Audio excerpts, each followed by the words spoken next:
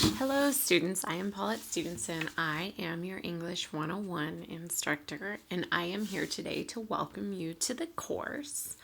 Our course is held completely online through Canvas, and this is exactly what you're seeing here.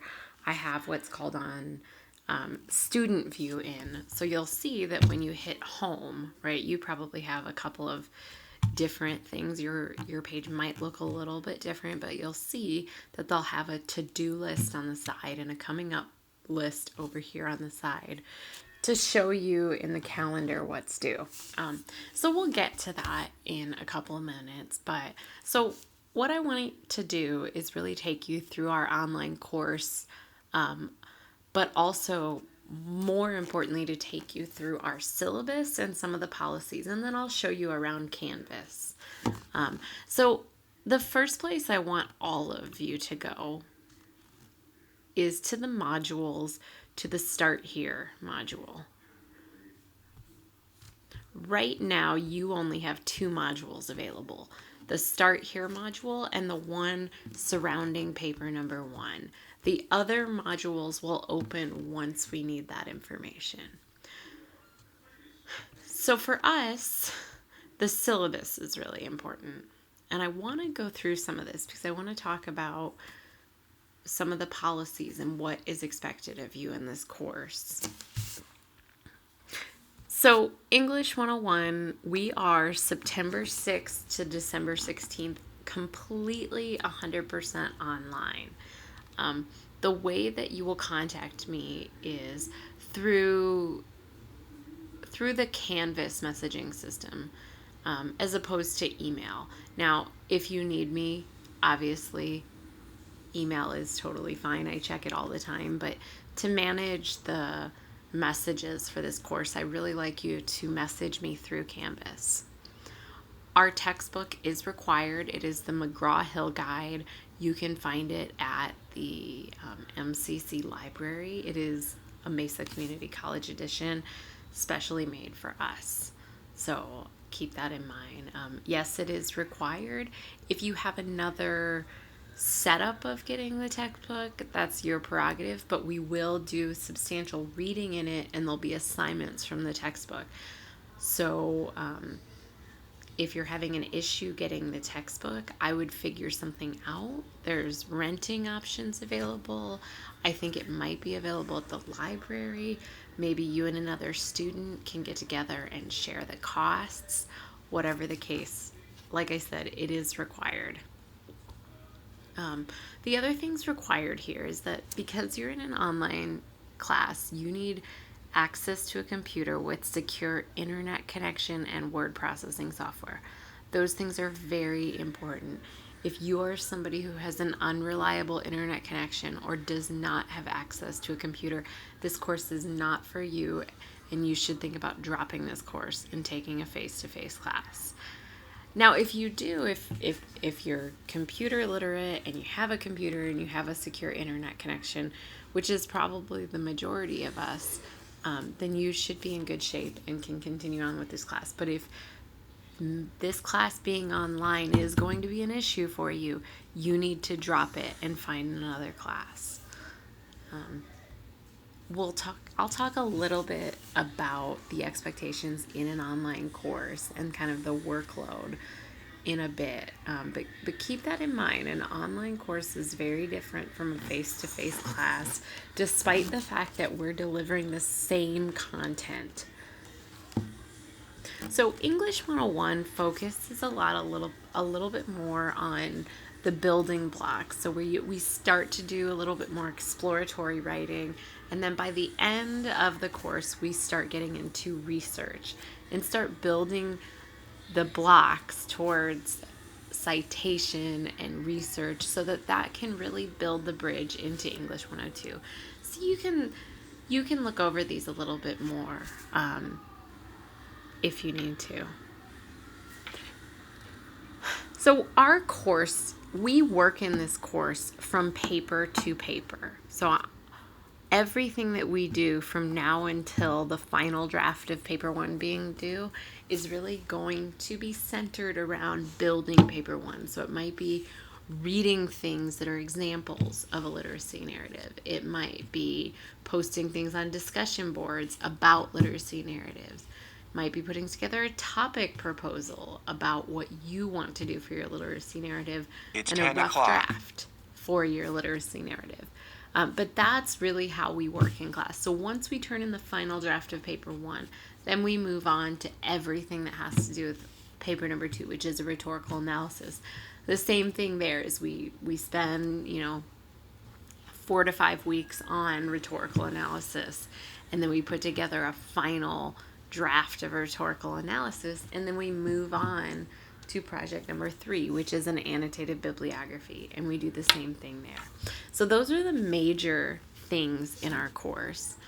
Because this is an online course, one of the big ways that you're going to participate in this course is through discussions. In discussions, each discussion is worth 2 points.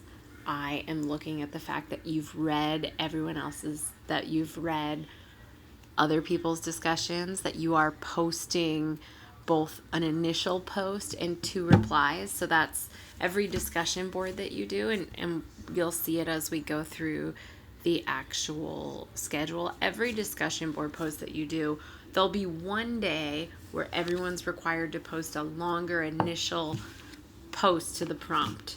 And that's due at a certain time on a certain day. And then the next assignment on that same discussion board is to read posts of everyone else and reply to 2 individuals. And that all of those activities together is worth 2 points. Okay. Topic proposals. For every paper you write, you will have a topic proposal. And what you're doing essentially in that space is saying, this is what I want to write the paper about. And here are some things that I've been thinking about in this paper when writing this paper, so that you get feedback.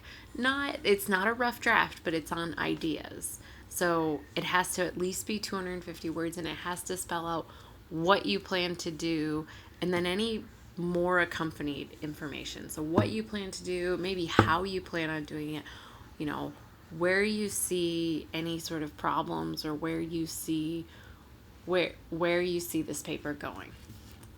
Each topic proposal is worth 1 point. For every essay, you will write rough drafts. I review these rough drafts, but you also have peer reviews. So for each rough draft you turn into these discussion boards, everyone will do peer reviews of 2 people's papers. There are a set of questions that I want you guys to answer, and those are up there. So for every peer review, 2 points is awarded. The final reflection is in lieu of a final exam, and you're asked to reflect on your progress in the class and all the things that you've been doing. It is worth 5 points. And then finally, the last 2 things are more of like social things in the course. The cyber cafe is what I want you guys to use for questions about the course. So because this is an online course, and because I think there'll be a lot of questions just about the nuts and bolts of this class, instead of everyone sending me a message, I want you guys to post any questions about the nuts and bolts of this class. There's a discussion board called the Cyber Cafe, and I want you to reserve any nuts and bolts questions for the Cyber Cafe. Like, hey, I'm looking for X. Do you guys know where this assignment sheet is? And then your classmates' job is to reply to those. So that's something I want you all to be checking in on periodically through the semester. It's like a help board for you and your classmates. And I monitor this. So if something isn't answered within 24 hours on the weekdays and 48 hours on the weekends, I will come in and give my answer. Or alternatively, if something is answered incorrectly, or if something needs clarification. I'm pretty active on the Cyber Cafe myself. So that's a really great way for you to get answers, to ask questions, get answers, and for everyone else in the course to see them. Because sometimes, you all end up having the same questions. And as opposed to just putting those in a private message to me, showing them to the class will clear up a lot of people's questions. Now, if you do have a personal issue, or you want to ask more about your participation specifically, or your topic specifically, certainly send me a message there. But if you, say for instance, are having trouble locating an item, or you're confused about when this item is due, go ahead and post to the Cyber Cafe. You receive 4 points for participating in the forum. So 4 points throughout the semester. If you don't participate at all, whether it's asking or answering questions, like maybe you're actually really good at this online course thing and you're pretty much fine and you don't have any questions, then be my expert. Go on there and answer everyone's questions. This should be a very easy 4 points. If you don't participate at all, I can't give you any points. So help me help you and participate on this. And then finally, just for the introductions for the first week of class, you get 1 point. So if you look at the grade distribution, you will see that the majority of the grade distribution, 65% of the grade, is in the first 3 papers. But everything else is worth 35%. So all of the daily work of this online class, the discussions, the topic proposals, the rough drafts, the peer reviews, the final reflections. And a lot of that work is actually not graded not as heavily scrutinized as the papers, because that's a lot of invention work that you're doing. So while I want that work polished insofar as you're correcting your grammar and you're making sure that it sounds good to your classroom audience, the level of polish on just a discussion board post should be very different than, like, say for instance, your final paper 1, because your final paper 1 is something we've been working on together for 4 to 5 weeks. So what I like to tell students here is make sure you're participating in the day-to-day work, because that's going to pad your grade. If, say for instance, paper number 1, you didn't get the grade that you want. Say you got a B on paper number 1. Does that mean you're getting a B in the class? Absolutely not. Keep up with the discussions and the topic proposals and the rough drafts and the peer reviews and the final reflection. Keep up with the day-to-day, and you'll surprise yourself as to what grade you can get in this class, even if you don't excel at all 3 major papers, or even if you just don't do as hot on one of the papers. We do full letter grades. One of the biggest course policies here is the policy on attendance. So you are required to be an active participant in this class. This online class isn't a class where you can just complete all the modules all at once and then be finished. This is a time-sensitive class, so you have to keep up with the class. Alternatively, you can't do all the classwork in 2 weeks and then pass the course. These writing classes are meant to, you'll hopefully get to know some of the people in this class, but then the other part of writing is having an audience and doing some of these peer reviews and workshops and getting feedback on your work, not just from me, but from other students, and learning how to deal with that feedback. Some of your classmates are going to give excellent feedback, and some of them aren't going to give good feedback because they're just learning as writers themselves. So because all of those take into account the fact that our class is not a class where you can just complete in 2 weeks or wait until the last 2 weeks of class. We do have an attendance requirement. You are allowed 4 absences. And an absence is missing online work. So 4 zeros, that's what you're allowed. Anything over 4, over 4 zeros, 4 absences, you get dropped from the course. Okay. And I will say that technical problems online, unless they're university-wide or college-wide, like if Canvas went down, we would come up with an alternate plan. I would probably extend the deadline on whatever was due. But if it's you and your computer are having an issue, then you have to figure that out. You have to have a plan B. I tell students to post early. Post early, post early, post early. And then also have a backup plan. Have another computer you can use. Have another space you can go to complete your online work. I know myself, having been in online courses before, I have definitely used my phone in really desperate times to post online because my computer wasn't working or our internet wasn't working. Is it perfect? Absolutely not. But will you still be counted there if you do the posting? Yes. So keep that in mind. So missing 5 of those, you get dropped and or fail the course if you're too far into the course. So keep that in mind. This online course is a commitment. There are 2 to 3 deadlines a week that you will need to make. Now, are they all really huge deadlines? Are you writing huge papers every one of those deadlines? Absolutely not. But you're composing about 250 words 2 to 3 times a week. Some of it's really easy stuff like give me your topic proposal for paper number 1. Some of it's harder stuff. You might actually be composing your rough draft. So you have to, I tell students who are enrolled in this online course to make sure that they really check themselves and make sure that they really are up for the challenge here. I think online courses are really excellent because you don't have to be anywhere, right?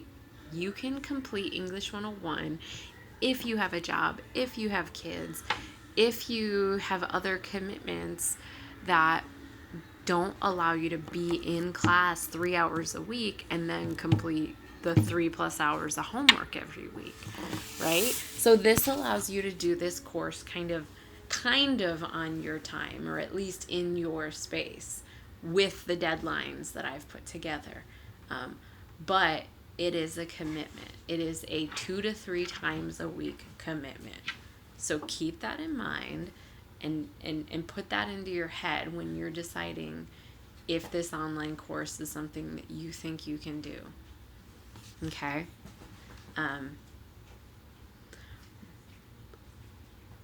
So withdraws. You may withdraw yourself prior to the 45th day. After the 45th day, you need my permission to withdraw you from the class. Similarly, I may withdraw you from the class because of exceeded absences. So if you would like to be withdrawn from the class after the 45th day, you need to talk to me. Send me a message. In terms of late work, I do not allow late everyday work. So the discussion boards, the topic proposals, the rough drafts, all of those day-to-day work, those are due when they're due.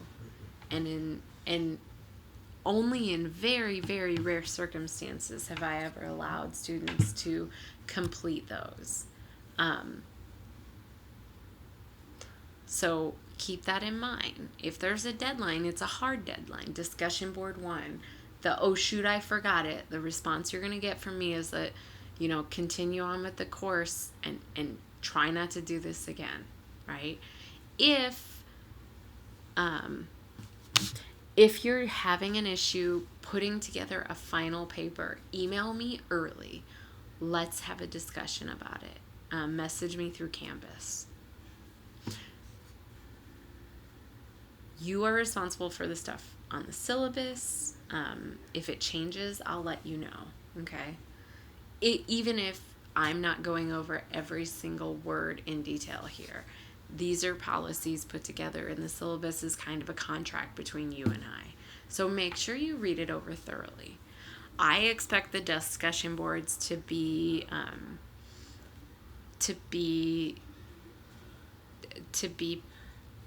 proper in some ways, that you respect each other, is that we might not all come to something with the same position, but that we should all respect each other enough. Okay. So that's what this part's about. Curricular materials. I've carefully planned all this. Hopefully, I don't purposefully ever try to put shocking things on the syllabus. If something offends you, I do not offer alternative materials or assignments, so you can decide to take a 0 on the assignment. But that's the option. Everything in our class is considered public. And when I say public, I mean public to the other people in the class. So if there's something that you don't want to write about or that you don't want other people to know about you, then don't write about it for this course. I would never force you to share something you don't feel comfortable sharing. And alternatively, because this is a workshop class, we will be sharing all of your writing. So you need to keep that in mind and only share what you're comfortable with sharing. If you're comfortable sharing very deep and emotional stuff, that's fine. But if you're not, that's fine. You will not be graded any better or worse in either case. Academic dishonesty is taken very seriously here, so don't do that. And then the other stuff here, you can read the other policies, disability resources, EARS, right? All of this stuff I'll let you take a look at. So this is our schedule. I tell students this is the master schedule. If you want to know what's due when, the syllabus is the place to go. The discussion boards, the calendar, the announcements all reiterate this schedule. But if there is a discrepancy between any of that, I would, number 1, send me a message. But number 2, always default to the syllabus. Okay, so if you're unsure as to when anything's due, the one place you're going to want to go to is the syllabus. You'll note that anything that you need to read or view or go through, you should do it before trying to complete any of the work due. Because most of the time, the discussion board, like the article that you are supposed to read, you'll be asked to discuss on the discussion board. So make sure that you give yourself enough time to both read the materials and complete the discussion board. Okay, so this is our calendar for the entire semester. If I ever need to make changes, I will upload a new syllabus and I will send out an announcement and I will shift our course calendar based on that. Okay, so you can look at it. You can see about every 4 to 5 weeks, we are putting together a full draft of a paper. There are 3 papers. So you'll see when everything's due, how everything works. So that is our syllabus. Let me take you really quick through Canvas. Now, one of the things I want to say about Canvas is that I am not tech support. That is not my job. My job is here as an English teacher. So my main function is I've built this entire course. This is a course that I have built out of my own self. This is not a standardized course from the university or from the college. They allow us some leverage as to what papers we want to have you write, as long as we work within the outcomes that we need. So this is I don't know that it's wholly original, but this is my own creation. The course is working within the parameters and the expectations of the college. So I've built all of these online things. That's the other part of me teaching here. So I've built everything, but my job isn't as tech support, okay? My job is to provide feedback on your writing, to steer you towards,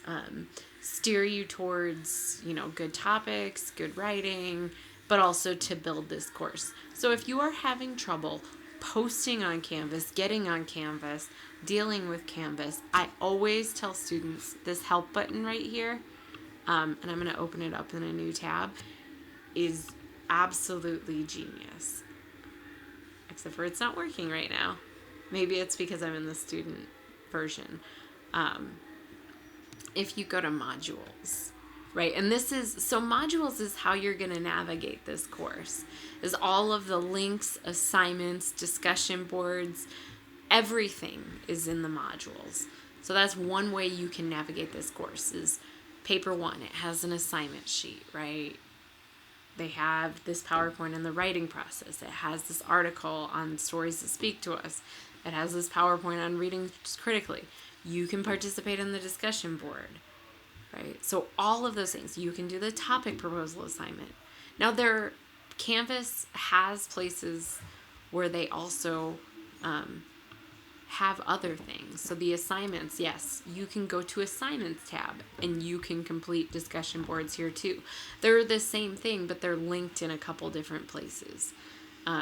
So that helps if you want to just go to the discussion board. But the modules have it organized by kind of what's on the syllabus, mostly. And it's got all of everything that has links on the syllabus or anything that has files. All the files and stuff are up through the modules. So you'll want to keep that in mind. So if you need help, that's one of the places to do is MCC has these big Canvas tutorials that I looked at. But you can also, and I'll make sure I put this up on the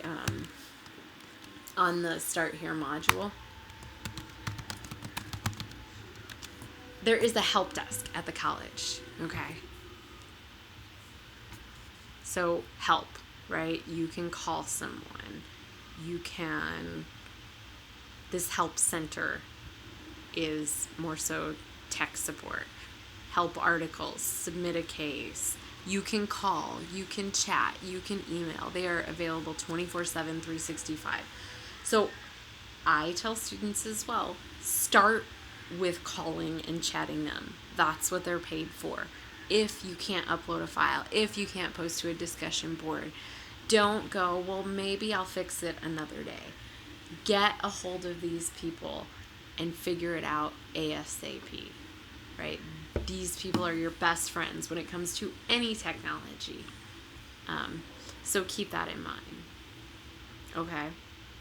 So help the libraries right here. MCC Library, if you need any research stuff. Again, librarians are here to help and chat. They might even be able to help you with some citation stuff. We have units on that in our class, but maybe you need a little bit more help. They can help you. Grades, when you get grades, they will be up here, and you'll be able to see comments. I don't always comment on the discussion board posts. Most of the time, that's kind of your space. Just the discussion board 1, 2, 3, and all the way up to 10. That's kind of a student space. And I monitor those definitely, and I make sure that you're posting good things. But most of the time, as long as you're reaching the bar that I've set for you, you get the full credit. And I'm just happy to see you guys discussing the things that I put up there. I will make suggestions on topic proposals. I will comment on rough drafts. And I will grade the peer review. So I want to see that you're answering the questions I've asked. And then with the final papers, I'll often, put together a rubric and some textual comments on those papers. Okay? One of the really awesome resources that we have is this online tutoring thing. So I'm available. I read drafts, but I'm not going to read every single iteration of your paper. And, if you wrote like 10 drafts, maybe you're one of those people and you want to write as many drafts as you possibly can. Great. This online tutoring will help you. So maybe you've submitted your rough draft to me already and I've given you feedback and you want to revise based on those comments and you want another set of eyes, but you don't have a family member or friend or anything, and I told you, that I already gave you comments on your rough draft and that I want that I want you to deal with those and put those together for the final. But you want to see how well you did after that. Working with a tutor is really helpful. Submit your writing to a tutor. That's another set of eyes right there. So I encourage all of you to do this multiple times in the semester. I have never taught at a college where they have this resource available for online students, that the turnaround rate is actually pretty good and the tutoring is actually pretty good. So I would definitely take advantage of this, okay? So that's really the nuts and bolts of this course, and this is why this is a welcome video, but it's really getting at, here are the things that you need to do in this course. So without further ado, looking at our syllabus, the first things that you have to do are